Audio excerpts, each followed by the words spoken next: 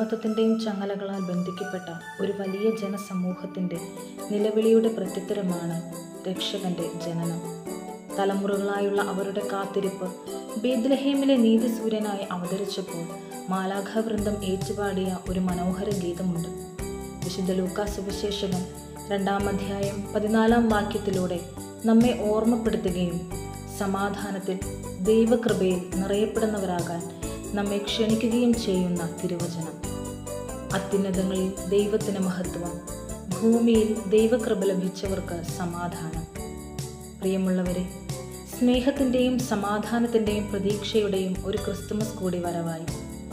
മനസ്സിൻ്റെയും രുചിക്കൂട്ടുകളുടെയും ഇഷ്ടങ്ങളെ പിന്നിലാക്കി നമ്മുടെ ജീവിതങ്ങളെ രൂപാന്തരപ്പെടുത്തുമ്പോൾ സമാധാനപൂർണവും അമൂല്യവും മനോഹരവുമായ ഒരു പുൽക്കൂട് അനുഭവം നാം സ്വന്തമാക്കുമെന്നതിൽ തീരെ സംശയമില്ല. നക്ഷത്രത്തിൻ്റെ തിളക്കവും കേക്കിൻ്റെ മധുരവും കരോളിൻ്റെ ഇമ്പവും പുൽക്കൂടിൻ്റെ പുതുമയും കൊച്ചു കൊച്ചു സമ്മാന പൊതികളുമായൊക്കെ നമ്മുടെ ക്രിസ്തുമസ് ആഘോഷങ്ങൾ പൊടിപൊടിക്കുമ്പോൾ ദൈവകൃപയാൽ നിറയപ്പെടുന്നവരാകാൻ കൂടി നമുക്ക് പ്രാർത്ഥിക്കാം.